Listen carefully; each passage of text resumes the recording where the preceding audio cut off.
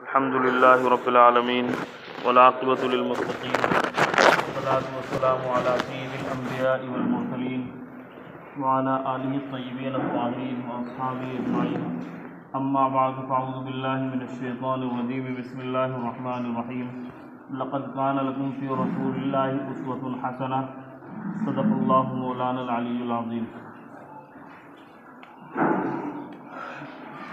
میرے بھائیوں، بزرگوں، دوستوں،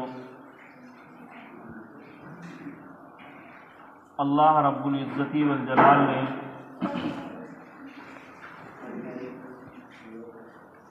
اس دنیا کو، اس کائنات کو، اس رنگ بو کو اپنے لاڈلے پیغمبر جناب محمد رسول اللہ صلی اللہ علیہ وسلم کے صدقے میں پیدا فرمایا۔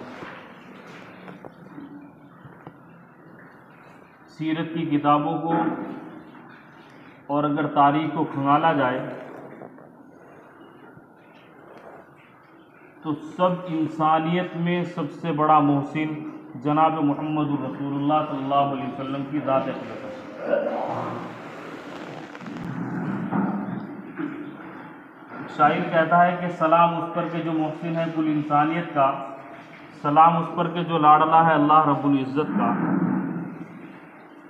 آج ہم سیرت سے، تاریخ سے بالکل بے بہرہ ہیں، ہم جانتے نہیں ہیں۔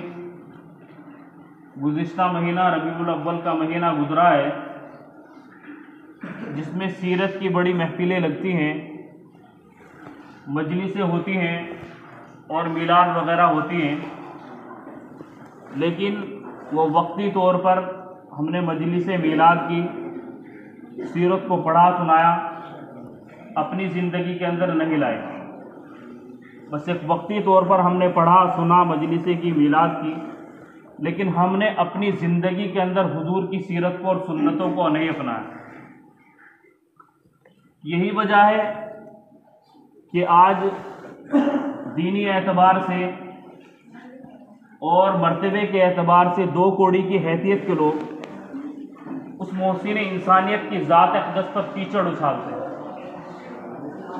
آپ سبھی کو پتہ ہے کہ کچھ دنوں سے میڈیا میں اور موبائل کے ذریعے سے سوشل میڈیا پر ویڈیوز بہت وائرل ہو رہی ہیں اور ادھر سے ادھر گشت کر رہی ہیں۔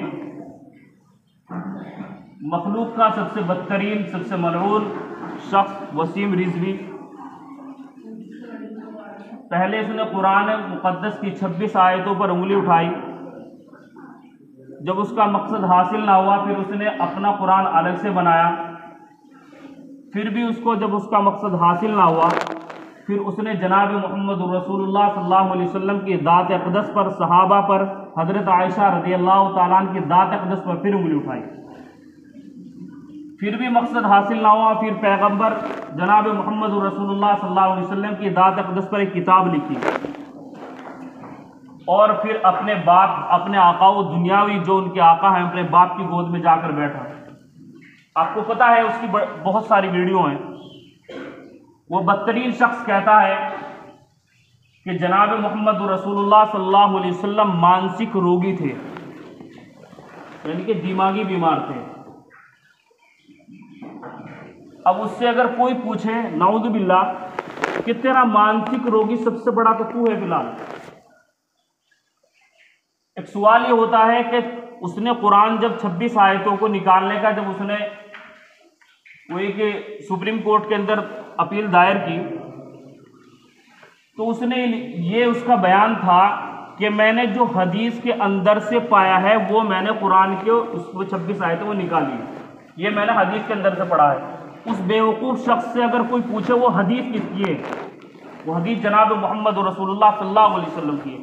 جس حدیث کو تو دیکھ رہا ہے وہ حدیث اسی ذات کی جس کو تو مانسک روگی بتا رہا ہے۔ بات سمجھ آ رہی ہے؟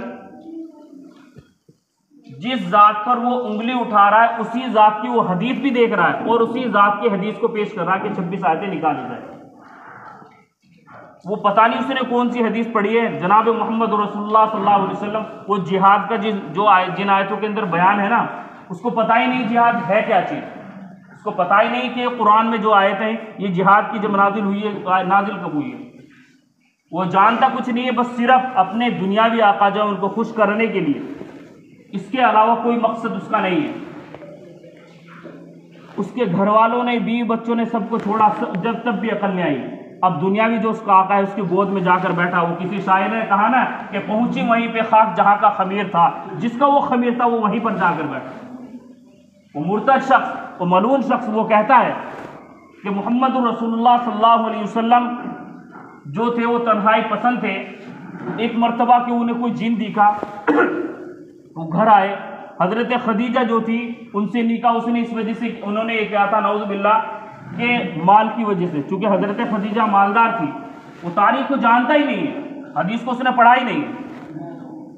وہ کہتا ہے کہ حضرت خدیجہ چونکہ مالدار تھی اس وجہ سے انہوں نے نکاح کیا کہ ایک مرتبہ وہ تنہائی میں تھے، کوئی انہیں جن وین دکھا اور وہ وہاں سے ڈر کر آئے، اور محمد رسول اللہ صلی اللہ علیہ وسلم گھبرا کر جب گھر آئے تو حضرت خدیجہ جو ہے نا ان کو چادر دی اور انہوں نے کہا، ان کو سارا واقعہ بتلایا۔ تو حضرت خدیجہ نے کہا کہ آپ رسول ہیں، بس تب سے ان کو رسول کہا جانے لگا۔ استغفر اللہ۔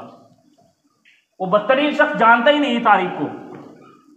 سب سے پہلے جب حضرت جبریل علیہ السلام آئے تھے، وہ ایک بہت لمبا واقعہ ہے۔ اس وقت ایک جب نئی چیز آتی ہے اور کوئی نیا آدمی سامنے آتا ہے اور اس جگہ پر جس کو کبھی دیکھا نہیں، جہاں کوئی آ بھی نہیں سکتا، تو ظاہر سی بات ہے تھوڑا بہت ڈر ہوتا ہے۔ اگر ہم سفر کریں رات کے اندر، کوئی اگر ہمارے سامنے اجنبی شخص آ جائے تو ہم ڈر جائیں۔ میرے بھائیوں، کہنے کا مقصد یہ ہے کہ اپنے بچوں کو ایسا ملعون شخص کی ویڈیوز سے، ایسی تاریخ سے، اور یہ جو شیعوں کا وقت بورڈ تھا انہوں نے بھی اس کو اپنے دین سے ختم کیا، مرتد کیا، اور مرتد ہوا وہ تو اس کے پھر سب نے یہ متفقہ فیصلہ کیا کہ اس کو قبرستان کے اندر، کسی بھی قبرستان کے اندر دفن نہیں کیا جائے گا۔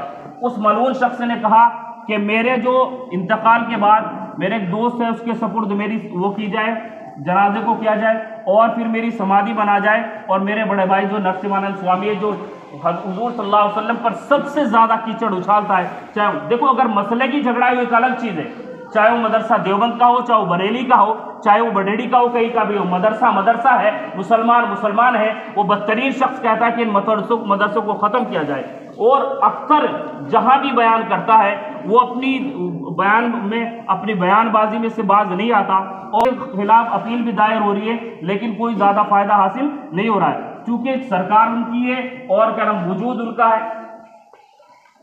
وہ دقت کہاں آئی ہے؟ یہ جو ہمارے اوپر جو مسلط ہوئے نا، یہ دقت کہاں سے آئی ہے؟ کیونکہ ہم نے قرآن کو چھوڑا، مدرسے کی مخالفت کی، علماء کی مخالفت کی، حضور صلی اللہ علیہ وسلم کی سنتوں کو چھوڑا۔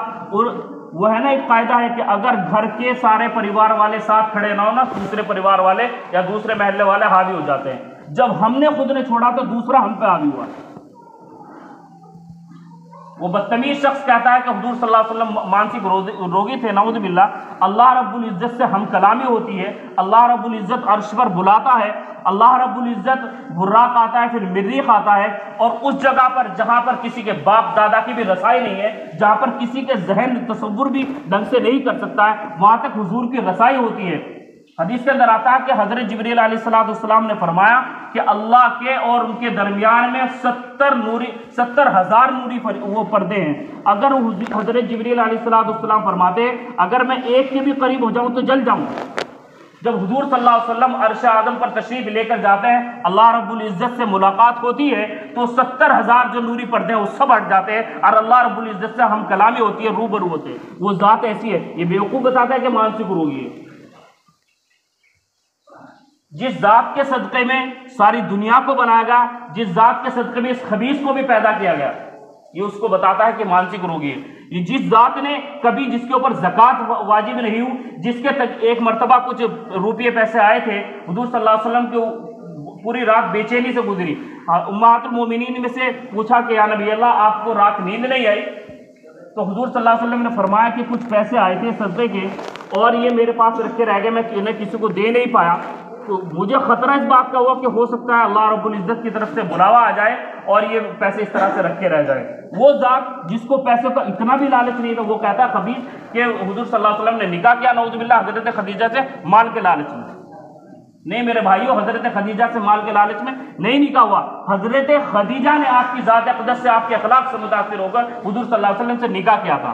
جب ملک شام کا تجارتی سفر ہوا تو حضرت خدیجہ نے اپنا ایک غلام حضور صلی اللہ علیہ وسلم کے ہمراہ کیا. جب تک آپ کی عمر 25 ساڑھے 24 سال تھی تقریباً. آپ صلی اللہ علیہ وسلم کے اخلاق دیکھ کر اور تجارت میں اتنا نفع ہوا کہ ادھر سے بھی ہوا اور ادھر سے بھی ہوا. اور بہت سارا ایک واقعہ پیش آیا کہ ایک نجومی تھا، اس نے آپ صلی اللہ علیہ وسلم کی کچھ نشانے دیکھ کر فرمایا تھا کہ یہ وقت کا نبی ہے، پیغمبر ہے، یہ وہی آخری نبی ہے بنو ہاشم کے اندر جس کو کیا نام توریت میں، زبور میں، انجیل میں اللہ رب العزت نے جس کی نشانیاں بیان کی ہیں، یہ وہی نبی ہے. چنانچہ اس غلام نے آ کر حضرت خدیجہ سے بتایا کہ آپ صلی اللہ علیہ وسلم یہ ایسا آدمی ہے، آپ صلی اللہ علیہ وسلم کے اخلاق ایسے ہیں، اتنا نیک آدمی ہے، اور تجارت میں اتنا نفع زندگی میں کبھی ہوا ہی نہیں تھا جتنا اس مرتبہ ہوا تھا جب حضور صلی اللہ علیہ وسلم تجارت کے لیے گئے تھے. تو حضرت خدیجہ نے آپ صلی اللہ علیہ وسلم کے اخلاق سے متاثر ہو کر، آپ صلی اللہ علیہ وسلم کے اخلاق سے متاثر ہو کر حضور سے نکاح کیا تھا. یہ جانتا نہیں بیوقوف، یہ بتا رہا ہے کہ حضور صلی اللہ علیہ وسلم نے مال کے لالچ میں نکاح کیا تھا. ہاں ہم کہہ سکتے ہیں کہ تو مال کے لالچ میں، اپنی جان کے لالچ میں اپنے باپ داداؤں کی، اپنے آقاؤں کی، دنیاوی آقاؤں کی تو گود میں جا کر بیٹھا ہے. میرے بھائیوں، ہم اپنی تاریخ کو پڑھیں، دہرائیں، اور جتنے بھی گستاخ نبی ہیں یا تو آپ کچھ کر سکے، اگر نہیں کر سکتے تو صرف اتنا کر سکتے ہیں کہ ان کو برا سمجھے اور اللہ رب العزت سے دعا کرے، خوب دعا کرے، اور وقت آنے پر تو اپنے لیے تیار بھی رہیں. وہ کسی شاعر نے کہا ہے نا کہ اپنے معصوم سے ارمان بھی دے سکتے ہیں، اپنے معصوم سے ارمان بھی دے سکتے ہیں، اپنے غصے کو پہچان بھی دے سکتے ہیں. جتنے بھی دنیا کے گستاخ نبی ہیں سن لیں، ہم محمد کے لیے جان بھی دے سکتے ہیں انشاءاللہ. تو میرے بھائیوں، اپنے لیے اپنے آپ کو تیار رکھیں، اپنی تاریخ کو دہرائیں، اپنے بچوں کو بتائیں، اور جتنے بھی یہ اس طرح کی ویڈیوز ہیں ان سے ذرا دور رہیں، کیونکہ یہ جتنا نقصان امت کو موبائل نے دیا نا ان ویڈیوز نے، اور جتنی ان کی تقاریر ہیں، یہ کیا کرتے ہیں، حدیث کو پیش کرتے ہیں جو ضعیف ہے یا قوی حدیث ہے. یہ حدیث کی کو جانتے نہیں ہیں، راوی کے اعتبار سے حدیث ضعیف اور قوی ہوتی ہے. میرے بھائیوں، حضور صلی اللہ علیہ وسلم کا فرمان کبھی ضعیف یا قوی نہیں ہو سکتا، وہ سارے برابر ہیں. یہ کیا کرتے ہیں، اس حدیث کو گھٹا بڑھا کر پیش کرتے ہیں. جہاں اپنا مفاد ہوتا ہے، جہاں اپنا فائدہ ہوتا ہے، یہ کہتا ہے کہ جہاد کی جو آیتیں ہیں، یہ انہوں نے جو حضرت عثمان غنی رضی اللہ تعالیٰ عنہ کا جو نسخہ قرآن کا ہمارے سامنے ہے، انہوں نے اپنی طرف سے کیا کہ میں نے حدیث کے اندر پڑھا، حدیث کے اندر آتا الجہاد ماضٍ منذ الی یوم القیامہ. آپ صلی اللہ علیہ وسلم نے فرمایا کہ جہاد قیامت تک جاری رہے گا. وہ بیوقوف آدمی جانتا نہیں، حدیث کو پڑھا نہیں ہے، وہ بکواس کرتا ہے. وہ ان کا ٹرین کیا ہوا ہے، جس طرح سے اس کو ٹریننگ ملی ہے ویسے ہی وہ بیان بازی کرتا ہے اور وہ ماحول خراب کرنے کی بات کرتا ہے. تو میرے بھائیوں، ان ایسے آدمیوں سے بچیں، ایسے آدمیوں سے بچیں، اور ان کی تقاریر جو ہیں ان سے بھی بچیں. اپنے بچوں کو، اپنے آپ کو نہ سنیں اور نہ سننے دیں. اپنے بچوں کو بتائیں کہ حضور کی تاریخ کیا ہے، اپنے بچوں کو بتائیں کہ قرآن کیا ہے اور قرآن کی تعلیم دیں. بچوں کو بتائیں کہ حضور کا نکاح پہلا کب ہوا، کس سے ہوا، کس طرح سے ہوا، کیوں ہوا. اللہ ہم سبوں کو عمل کی توفیق عطا فرمائے. وآخر دعوانا الحمد للہ رب العالمین.